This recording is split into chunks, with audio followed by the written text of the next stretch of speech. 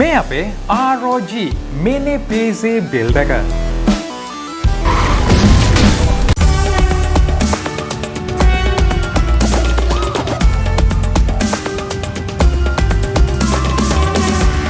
ඔය සාදරයෙන් පිළිගන්නවා තවත් interesting build video එකකට. ඉතින් මේ build එක PC Guide LK channel එකෙන් අරගෙන එන පළවෙනි mini PC build එක කියලා කියන්න පුළුවන්. මීට කලින් mini PCs review කරලා තියෙනවා.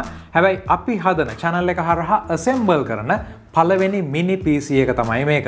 ඉතින් mini PC එකක් කියලා කිව්වම මොකක්ද කියන ප්‍රශ්නේ සමහර විට ඔයාලට තියෙන්න පුළුවන්.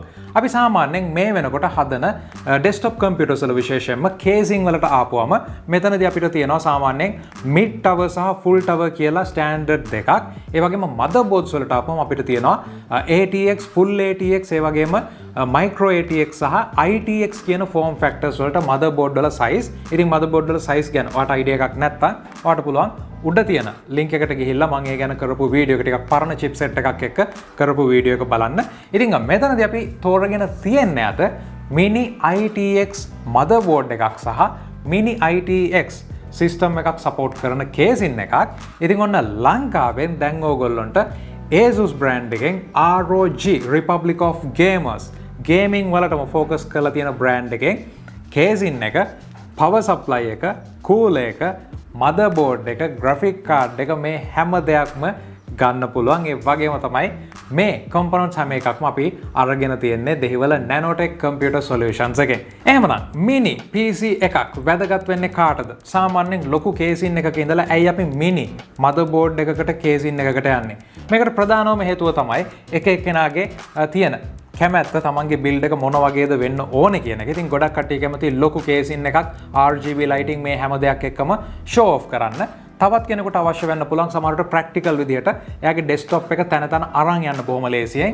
එහෙමත් නැත්නම් එයාට කැමති වෙන්න පුළුවන් බොහොම පුංචි footprint එකක් තියෙන form factor එකක් තියෙන ඒත් powerful desktop එකක් හදන්න.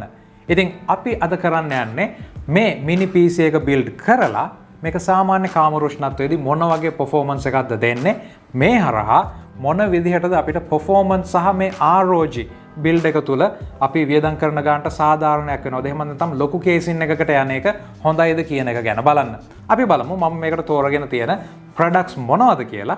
පළවෙනියටම Intel Core i5 11600K CPU එකක් මෙතනදී මම තෝරන් තියෙනවා. මේක gaming build එකක් නිසා. ඉතින් 4.9 දක්වා මේකේ turbo boost එක තියෙනවා. අපි බලමු කොහොමද gaming වලදී මේ තියෙන K series CPU එක perform කරන්නේ කියලා. ඒ වගේම මගේ motherboard එක තමයි මේ තියෙන්නේ. ඉතින් ඔයගොල්ලන්ට බලා ගන්න පුළුවන් CPU එකත් එක්ක ගත්තම motherboard එකේ size එක සෑහෙන පුංචි size එකක්. මේක තමයි mini ITX form factor එක කියලා කියන්නේ.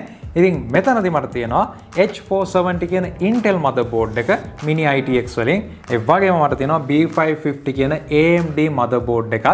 ගොඩක් හොඳ motherboards දෙකක් ROG වලට ආපුවම හැබැයි මේ තියෙන form factor එකත් එක්ක අපිට මෙතනදී RAM slots 4ක් එන board එකේ RAM slots 2යි තියෙන්නේ. ඒ වගේම අපිට තියෙන්නේ බොහොම සීමිත expansion ප්‍රමාණයක්. ඉතින් ඔයගොල්ලන්ට බලා ගන්න පුළුවන් මෙතනදී අපිට graphic card slot එකයි තියෙන්නේ. ඒ වගේම SSD දාන්න එක slot එකයි තියෙන්නේ. Asus සමාගම තමන්ගේ design එක තුල CPU එකට විශේෂයෙන්ම හොඳ power delivery එකක් දෙන්න අවශ්‍ය කරන VRM configuration එක මේ වගේ දේවල් ගැන ලොකු focus එකක් දීලා තියෙනවා. හැබැයි අපිට අනිවාර්යයෙන්ම size එක පුංචි වෙද්දී RAM slot දෙකයි තියෙන්නේ. ඒකෙන් අපිට යන්න ඕන කරන උපරිමය මේ වගේ දේවල් balance කරගන්න වෙනවා මේ mini ITX form factor එකට ආවම. ඒත් එක්කම අපේ graphic card එක වෙන්නේ මේ gaming system එක power up කරන්න ROG RTX 3080 graphic card එකක්. ඉතින් ගොඩක් powerful system එකක් 11600K RTX 3080 card එකක්. ඒ වගේම අපි මෙතනදී 850 watt Thor ROG power supply එකක් සහ Strix LC240 liquid cool එකක් පාවිච්චි කරනවා අපේ ROG Z11 casing එකත් එක්ක. ඉතින් මේ හැම දෙයක් එක්කම ඔයගොල්ලෝ බැලුවොත් price එක විශේෂයෙන්ම Asus වල ROG කියන brand එකට ආපුවම price එක හැම වෙලේම වැඩි පැත්තේ තියෙන මේක budget build එකක් නෙවෙයි. හැබැයි enthusiast build එකක් කියලා කියන්න පුළුවන්. ඉතින් දැන් අපි යමු එවනම් මොන විදිහටද මේ build එක හැදෙන්නේ සහ performance කොහොමද කියලා බලන්න.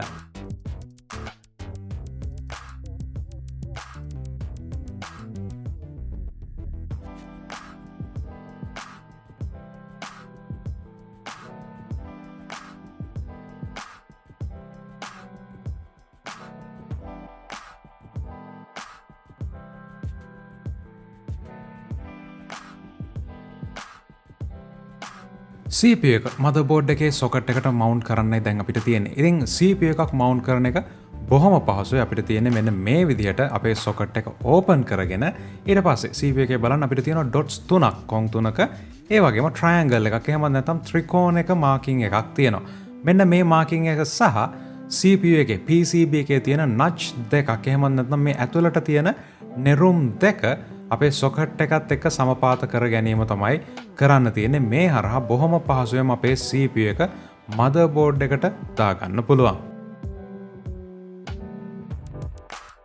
NVMe එක mount කරගන්න අපිට තියෙන මේ heatsink එක ගලවලා ඊට පස්සේ අපේ NVMe එක දාගෙන heatsink එක නැවතත් fix කරන එක මේ විදිහට එක NVMe එකයි motherboard එකට දාගන්න පුළුවන් වෙන්නේ. මේ mount එකෙන් පස්සේ අපි ඊළඟට එන්නේ cooler එකට. ඉතින් ඔයගොල්ලන්ට බලා ගන්න පුළුවන් අපේ ROG cooler එක මෙතනදී තියෙන parts මොනවද කියලා. මේ parts එක්ක අපි ඊළඟට motherboard එකට back plate එක mount කරගන්න අවශ්‍යයි. මොකද අපේ cooler එක සාමාන්‍යයෙන් ඒකේ තියෙන assembly එකත් එක්ක back plate එකක් අවශ්‍ය වෙනවා ඒ ආධාර කරන ආධාර ටික motherboard එකට mount කරගන්න. ඉතින් මේ විදිහට අපේ mounts ටික motherboard එකට දාගත්තට පස්සේ අපේ cooler එක බොහොම පහසුවෙන් මේකට fix කරන්න පුළුවන්. ඉතින් මෙතනදී ආයසරයක් මතක් කරනවා අපිට මෙතනදී thermal paste pre-apply කරලා තියෙනවා. සමහර coolers වල අපිට වෙනම syringe එකක මේ thermal paste එක එනවා. ඉතින් ගොඩක් දෙනෙකුට තියෙන ප්‍රශ්නයක් මේ විදිහට mount කරනවා නම් අනිවාර්යයෙන්ම එතනදී thermal paste pre-apply කරලා තියෙන නිසා තමයි videos වල මේ විදිහට mount කරන්නේ.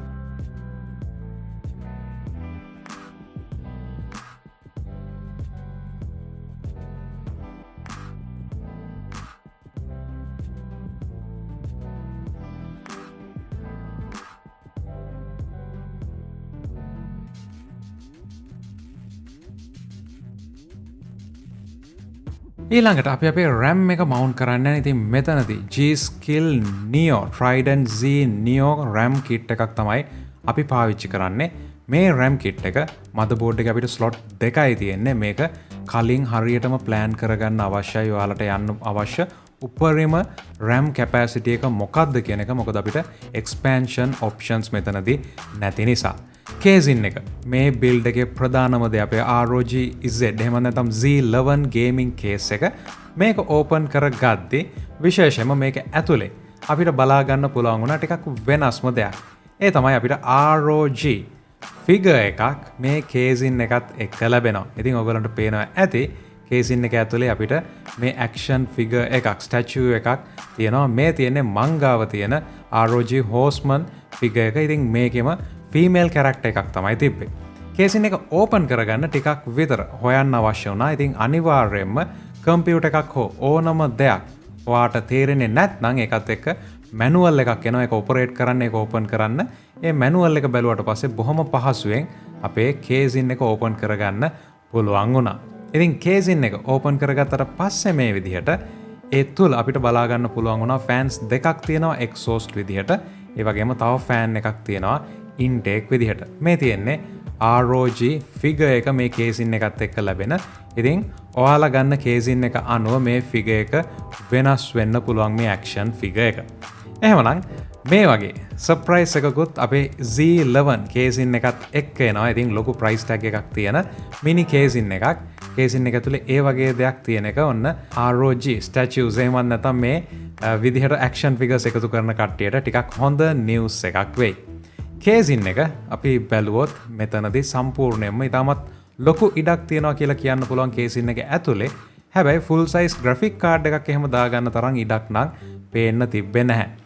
මේ කේසින් එකේ power supply එක mount වෙන්නේ පහතින්. ඉතින් අපිට අවශ්‍ය වෙනවා මෙන්න මේ විදිහට කේසින් එකේ stand එක ගලවලා power supply එක අපේ ROG THOR 850 power supply එක mount කරගන්න.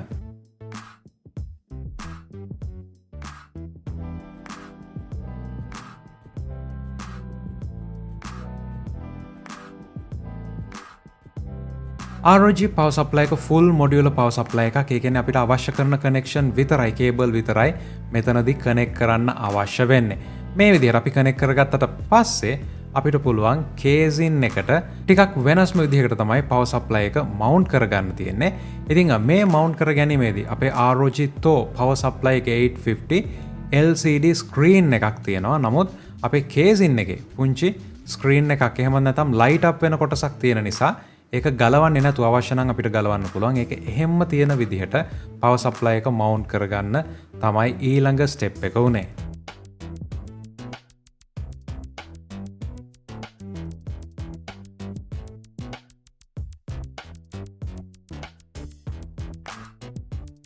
Z11 කේසින් එකේ අපිට ඉන්ටේක් විදිහට තියෙන එක ෆෑන් එකයි. පවර් සප්ලයි එකෙන් ඉන්ටේක් එක විදිහට ගන්න එයා එක කෙලින්ම එක්සෝස්ට් වෙනවා.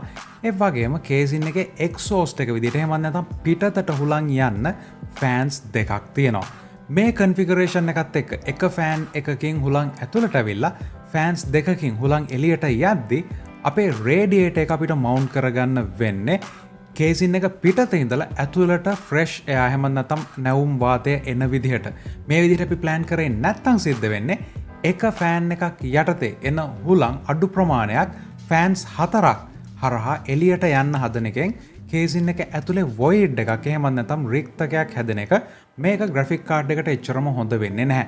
මේ නිසා අපේ රේඩියේටර් එකෙන් ඇතුළට පිටත ඉඳලා කේසින් එක ඇතුළට එයා ෆ්ලෝ එක යන විදිහට තමයි මෙතනදී මවුන්ට් කිරීම සිද්ධ කරන්නේ. ඉතින් මේ දේවල් එක අපි සම්පූර්ණයෙන්ම සෙටප් එක මදර්බෝඩ් එකේ ඉඳලා වෙන්නේ කොහොමද කියලා බලමු.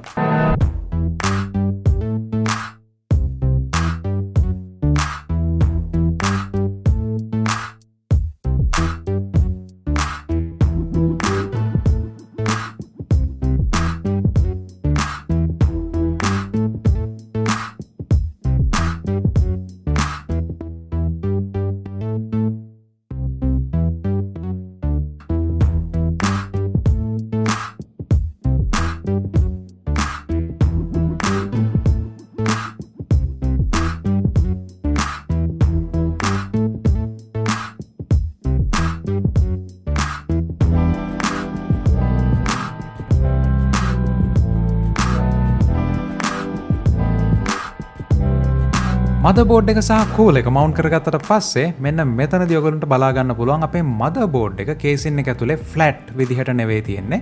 මේක අංශක 11ක ඇලයකට තමයි පිහිටන්නේ. මේ නිසාම තමයි මේ ROG කේසින් එකට Z11 විදිහට නම දීලා තියෙන අංශක 11ක ඇලයක් තියෙන නිසා මේ හරහා අපිට ලොකු ඉඩක් තියෙනවා කේබල් මැනේජ්මන්ට් වලට ඒ වගේ දේවල් වලට. ඉතින් මෙතනදී අපි පාවිච්චි කරන්නේ RTX 3080 ෆෑන්ස් 3ක් තියෙන ASUS කාඩ් එකක්. මේ කාඩ් එක දැන් එන්නේ LHR එහෙම නැත්නම් light hash rate විදිහට. මේ හරහා විශේෂම මයිනින් කරන කට්ටියට මේ කාඩ්ස් පාවිච්චි කරන්න බැරි වෙන විදිහට තමයි දැන් Nvidia සමාගම මේක නිෂ්පාදනය කරන්නේ.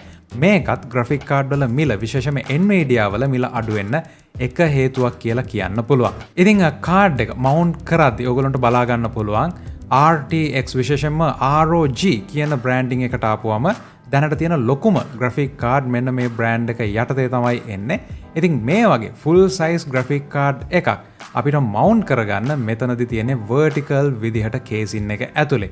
මේක ටිකක් විතර ට්‍රිකි සිටුේෂන් එකක් අවස්ථාවක් කියලා කියන්න පුළුවන්. හැබැයි අපිට හරියටම ප්ලෑන් කරලා තියෙනවා මේ වගේ ෆුල් සයිස් ග්‍රැෆික් කාඩ් එකකුත් මවුන්ට් කරගන්න. ඉතින් මේක මවුන්ට් කරගත්තට පස්සේ වෙනම සපෝට් එකක් තියෙනවා අපේ ග්‍රැෆික් කාඩ් එක ලොක් කරගන්න.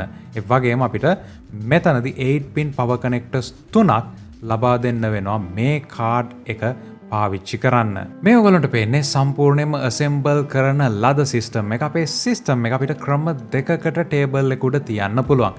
එකක් තමයි vertical ක්‍රමය. මේ තියෙන්නේ සාමාන්‍යයෙන් අපිට කේසින් එක ඉතාමත් අඩු ඉඩක් යන විදිහට මේ මිනි කේසින් එක තියාගන්න පුළුවන් ක්‍රමය. මේ හරහා අපිට පුළුවන් වෙනවා සිස්ටම් එක ෂෝ ඔෆ් කරන්න විශේෂයෙන්ම ග්ලාස් සයිඩ් පැනල් එකත් එක්ක ඔයා ROG ග්‍රැෆික් කාඩ් එකක් නම් පාවිච්චි කරන්න. ඒකේ ලයිට්ස් හැම දෙයක්ම ඉස්සරහට පේන විදිහට. ඒ වගේම අපිට පුළුවන් මෙන්න මේ විදිහටත් කේසින් එක තියන්න. මේ විදිහට කේසින් එක තිබ්බම ඔයගොල්ලන්ට බලා ගන්න පුළුවන් ASUS සමාගම මේ ROG කේසින් එකත් එක්ක අපිට වෙනම ඇඩැප්ටර් එකක් දීලා තියෙනවා. පවර් සප්ලයි එකේ කේබල් එක 90 ඩිග්‍රී ඇන්ගල් එකක් විදිහට නවලා ෆික්ස් කරන්න පුළුවන් වෙන විදිහට. මේ දේවල් එක්ක ඔයාලට බලා ගන්න පුළුවන් අපිට ඉන්ටේක් ෆෑන් එකයි තියෙන්නේ. මේ ෆෑන් එක බොහොම පහසුවෙන් අපිට කේසින් එකේ ඒ කොටස ගලවලා ගන්න පුළුවන්. පවර් සප්ලයි එකෙන් එන හුලං කෙලින්ම සිස්ටම් එකෙන් එළියට යන විදිහට හදලා තියෙන්නේ. ඒ වගේම අපිට එහා පැත්තෙන් තියෙනවා එක්සෝස්ට් ෆෑන් දෙකක්. ඉතින් මේ හරහා කේසින් එක ඇතුලේ තියෙන හොට් එයා එක එළියට දාන එක තමයි සිද්ධ වෙන්නේ. කේසින් එකේ සයිඩ් පැනල් එක ගැලෙවුවට පස්සේ ඔයගොල්ලන්ට බලා ගන්න පුළුවන් කේබල් මැනේජ්මන්ට් එක මොන විදිහටද සිද්ධ වෙන්නේ කියලා. ඉතින් මෙතනදී 100%ක්ම ක්ලීන් විදිහට කේබල් මැනේජ්මන්ට් එක කරන්න ටිකක් විතර අමාරුයි මේකේ තියෙන ඉඩ කඩත් එක්ක. ඒ වගේම ඔයගොල්ලන්ට බලා ගන්න පුළුවන් මදර්බෝඩ් එකට කනෙක්ට් වෙන හැම කේබල් එකක්ම අපිට මේකේ තියෙන ස්පෙෂල් වෙන්ට් එකක් යටතේ එහෙමත් නැත්නම් කටවුට් එකක් යටතේ කේසින් එක යටින් ගන්න වෙන්නේ. ඉතින් බොහොම පහසුවෙන් කේබල් ගලවන්න කරන්න අමාරුයි මේ ෆෝම් ෆැක්ට් එකත් එක්ක. අපිට සිද්ධ වෙනවා පාවිච්චි කරන හැම දෙයක්ම කේසින් එක වහන්න කලින් කනෙක්ට් කරලා මේ විදිහට කේසින් එකෙන් එළියට දාලා ඇඩ්ජස්ට් කරගන්න. මේ දේවල් එක්ක අපි පළවෙනියටම ටෙස්ට් කරේ මොන විදිහටද මේ වගේ පුංචි කේසින් එකක සම්පූර්ණයෙන්ම වැහුවට පස්සේ අපිට ස්ට්‍රෙස් ටෙස්ට් එකකදී වාර්තා වෙන ටෙම්ප්ස් කියන එක. ඉතින් ඔයගොල්ලන්ට බලා ගන්න පුළුවන් බ්ලෙන්ඩ් යටතේ සම්පූර්ණයෙන්ම ස්ට්‍රෙස් කරද්දී PC එකේ මොන විදිහටද CPU එක සහ GPU එකේ ටෙම්ප් එක යන්නේ කියලා. ඉතින් මේක බොහොම නෝමල් තත්ත්වයක් කියලා කියන්න පුළුවන් අපේ CPU එකේ තියෙන වාර්තා වෙන ටෙම්ප් එක මේ ටෙස්ට් එක තුලදී. ඊළඟට අපි Crysis Remastered game එක ටෙස්ට් කරලා බැලුවා. මෙතනදී අපි පාවිච්චි කරපු settings very high settings. ඔයගොල්ලන්ට බලා ගන්න පුළුවන් මේ 3080 කාඩ් එක සහ i5 system එකේ මොන විදිහටද මේ game එක play කරන්න පුළුවන් උනේ සහ CPU සහ GPU ටෙම්ප් එක උෂ්ණත්වය මොන විදිහටද යන්නේ කියලා.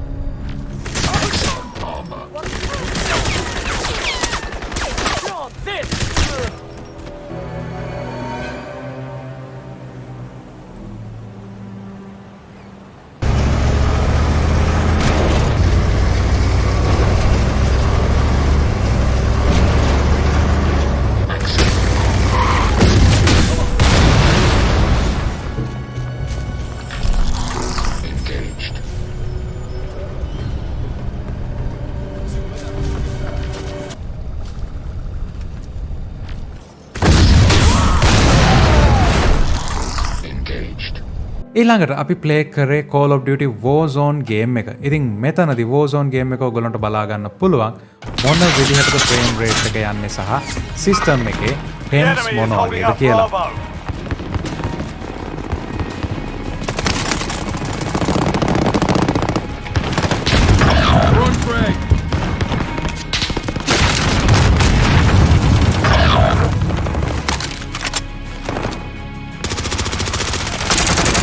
Bravo's moving backwards. Get over there. Friendly bomb drone activated.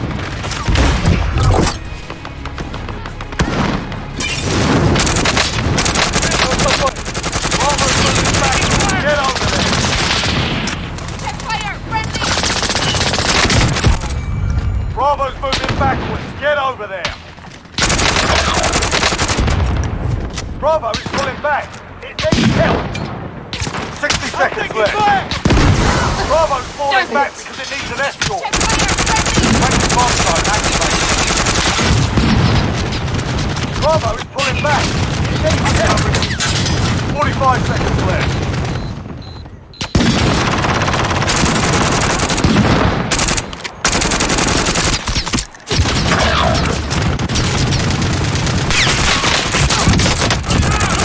එහෙමනම් මේ ROG mini PC build එක ගැන ඔයාගේ අදහස් අනිවාර්යයෙන්ම පල්ලෙහා comment section එකේ දාන්න. ඒ වගේම තමයි මේ වගේ videos දිගටම අරගෙන එනවා. subscribe කරලා නැත්නම් subscribe කරන්න. හම්බෙමු තවත් වීඩියෝ එකකින්.